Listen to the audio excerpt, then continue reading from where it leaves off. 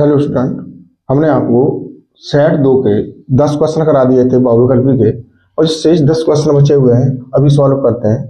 तो देखिए यहाँ पर पहला क्वेश्चन दे रखा है 11वां, यह समीकरण एक्स स्क्वायर माइनस के एक्स माइनस 8 इक्वल टू 0 का एक मूल 2 है। तो देखिए इसका एक मूल दे रखा है बेटा हमारे को 2, तो के का मान पूछा है। तो देखिए दिया है एक्स स्क्वायर माइनस के एक्स माइनस 8 इक्वल टू 0 का एक मूल 2 है, तब के का मान इक्वल टू वाट। तो देखिए यहां रखेंगे बेटा हम x बराबर के x बराबर 2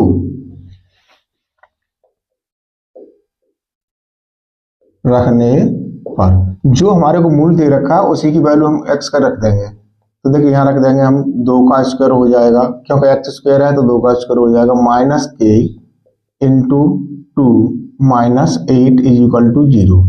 तो ये कितना हो गया बेटा 4 हो गया, माइनस का 2k हो गया, माइनस का 8 इज इक्वल टू 0।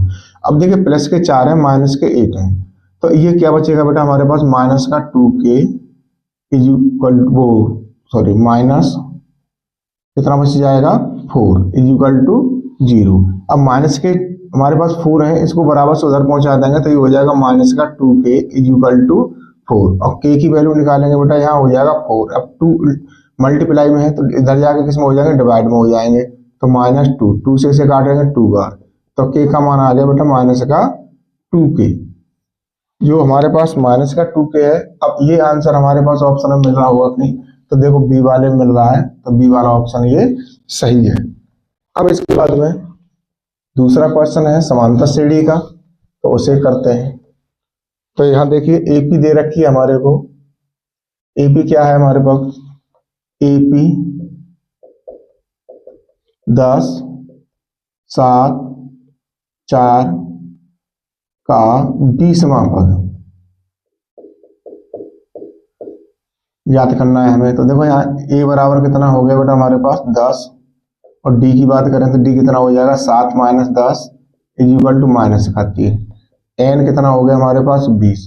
अब फॉर्मूला क्या होता है बेटा हमारे पास a n is equal to a plus n minus 1 into D. अब हमारे पास निकालना 10 रखेंगे a प्लस n कितना है हमारे पास 20 माइनस 1 इंटू माइनस का 3 इक्वल टू 10।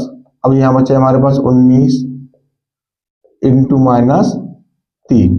अब 10 और 19 दिए 57, ये हो जाएंगे माइनस के, अब इक्वल टू कितना आ जाएगा माइनस का 47 आ जाएगा। अब ये वाला ऑप्शन है हमारे पास माइनस का 47, देखो पहला ही वाला मिल रहा है इसमें, तो ये पहला वाला ऑप्शन इसमें सही है। अब है हमारे पास दूसरा, बड़े आराम से बेटा हो जाते हैं ये। देखिए यह कह रहा है 10 सेंटीमीटर त्रिज्या वाले एक वृत्त के बिंदु P पर, तो देखिए एक हमारे पास वृत्त है, इसकी त्रिज्या कितनी दे रखी है बेटा 10 सेंटीमीटर दे रखी है। अब इसने कहा यह बिंदु P है, बिंदु P पर स्पर्श रेखा PQ, एक स्पर्श रेखा है बेटा हमारे पास PQ, यानी Q बिंदु है यहाँ पर। अब ये कह रहा है केंद्र O से जाने वाली रेखा से, O से ये बिंदु जा रहा है हमारे पास, यहाँ बिंदु O है, जाने वाली रेखा से Q पर इस प्रकार मिलती है कि OQ बराबर 12 है। अब ये जो दूरी दे रखी है ये क्या दे रखी है 12 सेंटीमीटर दे रखी है। तो हमें को पूछा क्या गया है PQ पूछा गया है। तो देखिए त्रिभुज POQ में यहाँ अब सॉल्व करेंगे बेटा इसको हम, त्रिभुज POQ में इसमें लगा देंगे PGT थ्योरम, PGT से, तो PGT से निकालेंगे तो OP का स्क्वायर प्लस PQ का square is equal to OQ का स्क्वायर। अब OP कितना दे रखा है 10 दे रखा है बेटा हमारे को, तो 10 का स्क्वायर प्लस PQ का square is equal to OQ कितना दे रखा है 12 का स्क्वायर हो जाएगा, तो ये हो गया 100 प्लस पी क्यू का स्क्वायर इज इक्वल टू 12 होते हैं 144। तो पी क्यू निकालेंगे, पी क्यू का square is equal to 144 minus के 100 हो जाएंगे। तो पी क्यू का स्क्वायर जो आएगा हमारे पास कितना आएगा, 44 आएगा। अब पी क्यू यहाँ से निकालना है हमें, तो क्या हो जाएगा, अंडर रूट चढ़ जाएगा इस पर 44। इस संख्या को हम क्या लिख सकते हैं बेटा, 4 गुणा 11 लिख सकते हैं। तो पी क्यू कितना आ गया, अब 4 को बाहर निकाल लेंगे तो 2 अंडर रूट 11 सेंटीमीटर।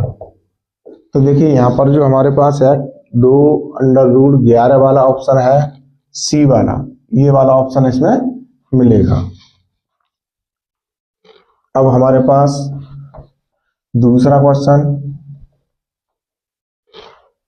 ये दो घनों जिनमें से प्रत्येक का आयतन 8 सेंटीमीटर है। तो देखो बेटा, यहाँ घन का आयतन दे रखा है, घन का आयतन कितना दे रखा है बेटा हमारे को, 8 सेंटीमीटर दे रखा है। अब घन का आयतन का फॉर्मूला क्या होता है, भुजा का क्यू, भुजा का क्यू इज इक्वल टू 8।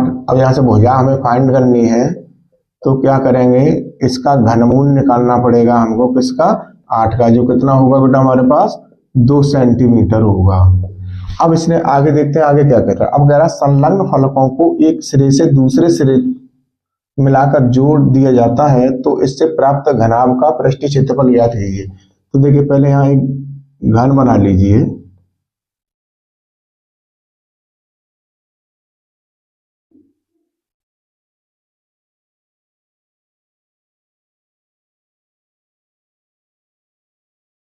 ये हमारे पास एक घन है, ठीक। अब इसके फलकों को जोड़ करके ये बना रहा है। तो देखिए ये भुजा कितनी है, 2 है, ये हमने जोड़ दिए। ये भुजा कितनी है, 2 है। अब ये भुजा भी हमारे पास 2 है, ये लंबाई चौड़ाई ऊंचाई। तो यहाँ क्या हो जाएगा बेटा, L बराबर 2 प्लस 2 इक्वल टू कितनी होगी, 4। और B कितनी रहेगी, 2 सेंटीमीटर, ये सेंटीमीटर में है, ये भी सेंटीमीटर में, और H कितनी रहेगी हमारे पास, 2 सेंटीमीटर रहेगी। अब इसने क्या कहा कि पृष्ठीय क्षेत्रफल घनाभ का पृष्ठीय क्षेत्रफल क्या होता है बेटा, 2 कोष्टक में LB plus BH plus HL, ये वाला फॉर्मूला रहेगा हमारे पास। तो 2 कोष्टक में L कितना है हमारे पास, 4, B कितना है, 2 प्लस B 2 और H 2 प्लस H हमारे पास 2 इंटू L 4। तो ये हो जाएगा 2 कोष्टक में 4 दूनी 8 प्लस 2 दूनी 4 प्लस 4 दूनी 8 इक्वल टू 2। अब 8 8 16 4 कितने हो गए बेटा, 20 हो गए हमारे पास, इक्वल टू कितना हो गया, 40 वर्ग सेंटीमीटर। अब देखिए 40 वर्ग सेंटीमीटर वाला कौन सा ऑप्शन मिल रहा है हमको, सी वाला मिल रहा है। तो सी वाला ऑप्शन इसमें सही होगा।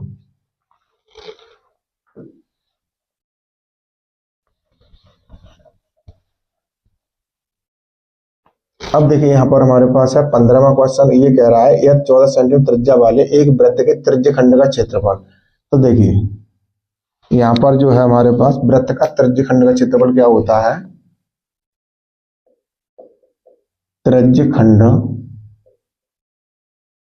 का क्षेत्रफल कितना दे रखा है बेटा हमारे को, इसमें 154 दे रखा है, 154। अब क्षेत्रफल क्या होता है, थीटा अपॉन 360 गुणा pi r square is equal to 154।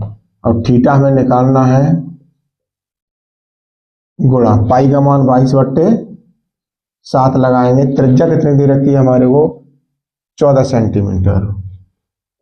तो 14 गुणा 14 इज इक्वल टू 154। अब देखो 7 से हम काट देंगे तो कितने बार कटेगा, 2 बार कटेगा। अब 2 से हम इसे को काटेंगे 360 को कितने बार कटेगा बेटा हमारे पास, 180 बार कटेगा। तो ये कितना हो गया हमारे पास, थीटा अपॉन 180 गुणा 22 गुणा 14 इज इक्वल टू 154। अब यहाँ से थीटा की वैल्यू निकालेंगे, ये 180 है बेटा। तो देखिए ये 180 किस में चले जाएंगे, गुणा में, और ये किस में आ जाएंगे, भाग में। तो थीटा जब हम फाइंड करेंगे तो 154 गुणा 180 बट्टे 22 गुणा 14, तो 22 सत्ते कितने होते हैं बेटा, 154 होते हैं।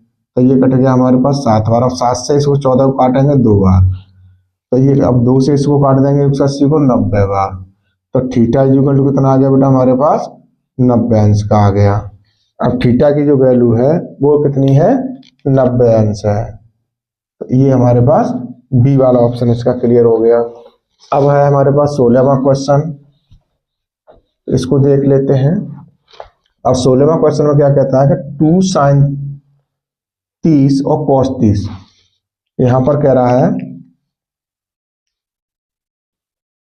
2 sin 30 cos 30 का मान होगा। अब देखिए इसको दो तरीके से क्लियर कर सकते हैं, या तो डायरेक्टली इसमें मान लगा दो, या ये फॉर्मूला बन रहा है sin 2a का, तो उससे कर लो। तो हम यहाँ डायरेक्ट मान रख रहे हैं इसमें 2 गुणा sin 30 का मान होता है बेटा 1/2 गुणा, अब cos 30 का मान कितना होता है √3/2। अब देखिए यहाँ से 1 2 से ये 2 कैंसिल हो गया, तो बचेगा क्या हमारे पास √3/2। ठीक है। अब दूसरा तरीका हमारे पास क्या था, अब ये किसका फॉर्मूला था, sin 2a का। sin 2a का मान था तो sin 2a, a की जगह पे क्या है हमारे पास 30, तो ये हो जाएगा sin 60। अब sin 60 का मान क्या होता है हमारे पास √3/2। तो देखिए इससे भी हमारे पास √3/2 आ गया, इससे भी √3/2 आ गया। किसी से भी हम इसको सॉल्व कर सकते हैं, यानी ये ऑप्शन है बेटा हमारे पास बी, ये वाला ऑप्शन सही है हमारे पास। अब इसके बाद में जो नेक्स्ट क्वेश्चन है उसे देखते हैं। अब नेक्स्ट क्वेश्चन है बेटा 17वां, यहाँ कह रहा है कि यदि sin थीटा इक्वल टू 3/4। अब देखिए यहाँ पर दे रखा है sin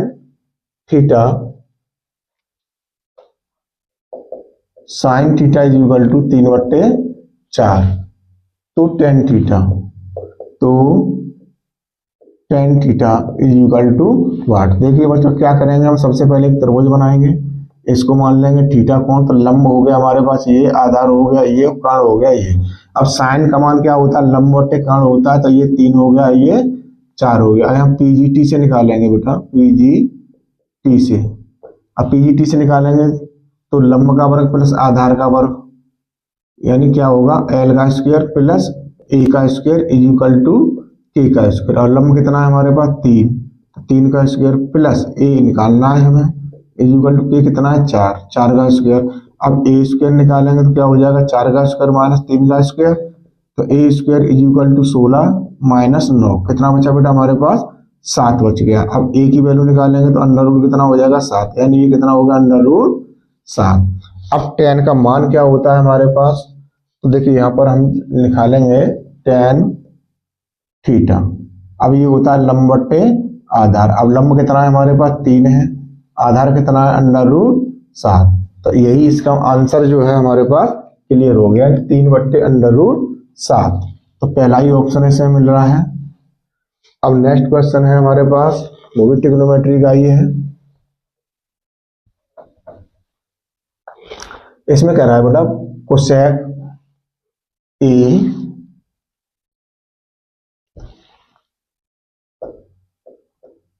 प्लस कॉट ए, दूसरे कोष्टक में दे रखा है बेटा हमारे को 1 माइनस कॉस ए।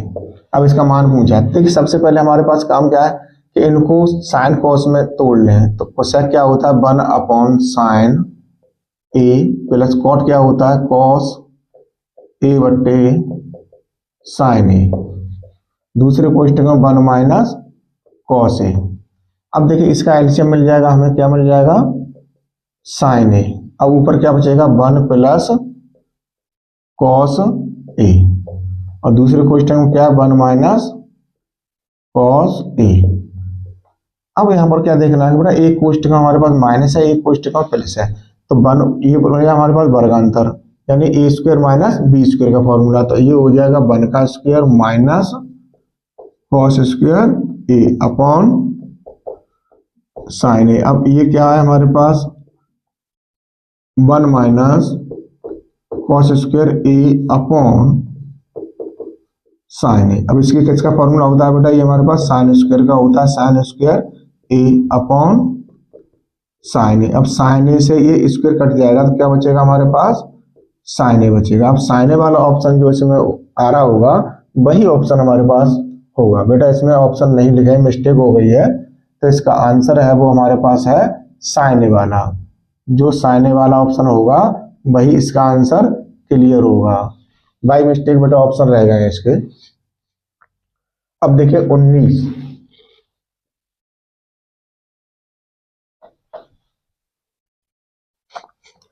अब 19 वाला है तो 19 में कहता है बेटा हमारे पास कि 1 माइनस टेन स्क्वायर ए, 1 माइनस टेन स्क्वायर ए अपॉन 1 माइनस कॉट स्क्वायर ए का मान होगा। देखिए बेटा इसको क्या करेंगे, ऊपर तो जैसा है वैसे का वैसा छोड़ दो इसको, टेन स्क्वायर ए अपॉन, अब नीचे वाले को हम तोड़ लेंगे 1 माइनस, अब कॉट क्या होता है 1 अपॉन 10 होता है, तो 1 अपॉन 10 स्क्वायर ए। अब इसके नीचे एक मान लेंगे तो ऊपर है 1 माइनस 10 स्क्वायर ए अपॉन, ये हो जाएगा हमारे पास 10 स्क्वायर ए माइनस 1 अपॉन 10 स्क्वायर ए। अब नीचे हमारे पास क्या है 10 स्क्वायर ए माइनस 1 है, इसको पहली और तीसरी का गुणा कर देते हैं तो ये हो जाएगा 10 स्क्वायर ए। अब इसमें से माइनस कॉमन लेना है हमें तो माइनस कॉमन ले लिया। अब ये जो क्या बनेगा 10 जो प्लस का हो जाएगा 1 माइनस का हो जाएगा, तो 10 स्क्वायर ए माइनस 1 अपॉन 10 स्क्वायर ए माइनस 1। अब देखिए नीचे वाली वैल्यू ऊपर वाली वैल्यू सेम मिल रही है ये, तो आंसर क्या आ गया हमारे पास 1 माइनस 10 स्क्वायर ए। अब इसमें 1 माइनस 10 स्क्वायर ए वाला हमारे पास ऑप्शन होगा वही ऑप्शन सही होगा। तो देखिए कौन सा मिल रहा है हमारे पास, बी वाला मिल रहा है। अब देखिए यहां पर एक चित्र वाला क्वेश्चन दे रखा है,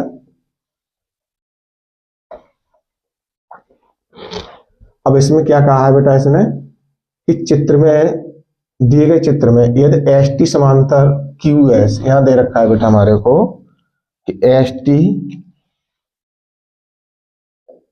समांतर क्यू एस, पहले चित्र बना लेंगे हम,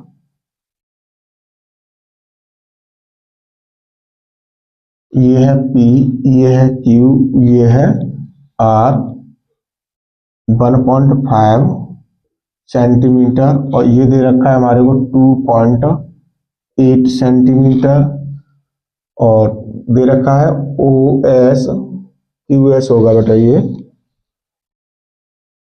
QS,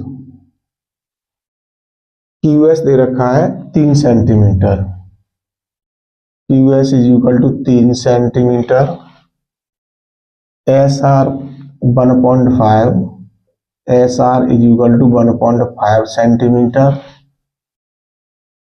और PT 2.8 है, PT is equal to 2.8 centimetre. तो देखिए PT जो हमारे को दे रखा है यहाँ पर है हमारे पास, अब बिंदु है T और ये है S,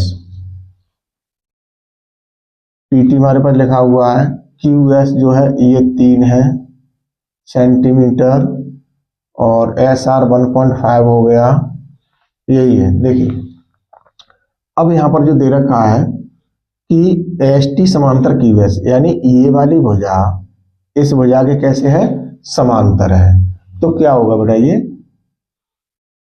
तो देखिए त्रिभुज PQR अलग अलग बना लें, चलो इनको, एक त्रिभुज तो बेटा हो गया हमारे पास ये और एक त्रिभुज हो गया हमारे पास ये हो गया PQR और यहां दे रखा है बेटा हमारे को TSR। देखिए ये वाला पार्ट है वो हमने यहाँ रख दिया, ये पूरा वाला पार्ट है वो हमने यहाँ रख दिया। अब इसमें हमारे पास ये वाली भुजा जो है इसके कैसे है, समांतर है, तो क्या करेंगे इसमें हम आधारभूत समानुपात प्रमेय, आधारभूत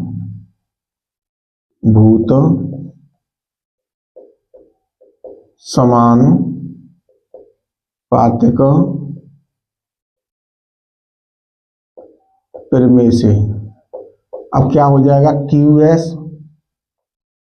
upon SR is equal to PT upon TR। अब इसमें वैल्यू लगाएंगे तो देखिए QS की जो वैल्यू है वो जो है हमारे पास 3।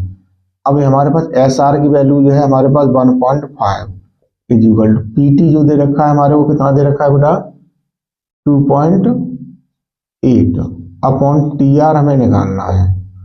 अब देखिए 1.5 से 3 को काटेंगे तो 2 बार कट जाएगा, तो ये हो जाएगा 2/1 इज इक्वल टू 2.8/TR।